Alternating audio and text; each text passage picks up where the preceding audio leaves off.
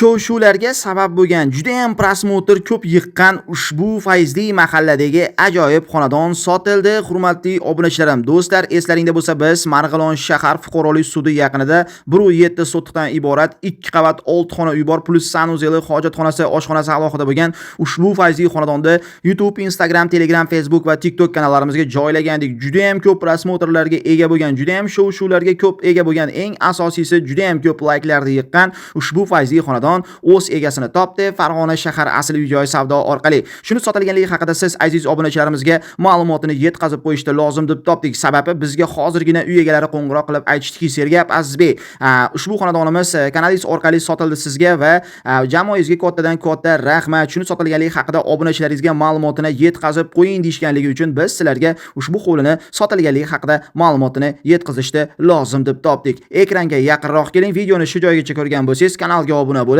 videoga like tugmasini bosib qo'yishni unutmang. Hurmatli obunachilarim, Marg'ilon shahar fuqarolik sudi yaqinidagi ushbu fayzli xonadonda juda ham ko'p prosmotrlarga ega bo'lganda va juda ham ko'p insonlarga ushbu xonadon qiziq bo'lganda, eng asosiysi do'stlar, bu xonadon juda ham zo'r lokatsiyada joylashganligini hisobiga juda ham ko'p insonlar ushbu xonadonni olishga va xarid qilishga harakat qilishdi. Mana ko'rishlaringiz mumkin, bitta baxtli inson ushbu xonadonni qo'lga kiritibdi. Biz o'sha baxtli insonni chin ko'ngildan jamoamiz nomidan tabriklaymiz. Ilohim sotgan insonga barakasini bersin. Olgan inson ushbu xonadonda yaxshi kunlarni o'tkazishlikda, to'ylar qilishligini, eng asosiysi oilasi bilan birgalikda mazza qilib yashashlikda Allohdan so'rab qolamiz. Agar siz ham shunaqangi fayzli chiroyli xonadonga havas qilgan bo'lsangiz, izohlarda inshaalloh so'zini yozib ketishni unutmang. Undan tashqari, agar siz Farg'ona shahar ichi yoki Farg'ona shahar tashqarisida sotiladigan hovli uylar, yer uchastkalar, kottej va hayteklar, novostroyka domlar, noturar binolar, undan tashqari oddiy kvartiralarda sotmoqchi yoki ijaraga bermoqchi bo'lsangiz, bemalol Farg'ona shahrida yagona bo'lgan asl uy-joy savdo YouTube, Instagram, Telegram, TikTok va Facebook kanallarini taklif qilaman va tavsiya qilaman. Biz bilan xonadonlaringizni, joylaringizni tez, qulay, oson, ishonchli tarzda o'z egalariga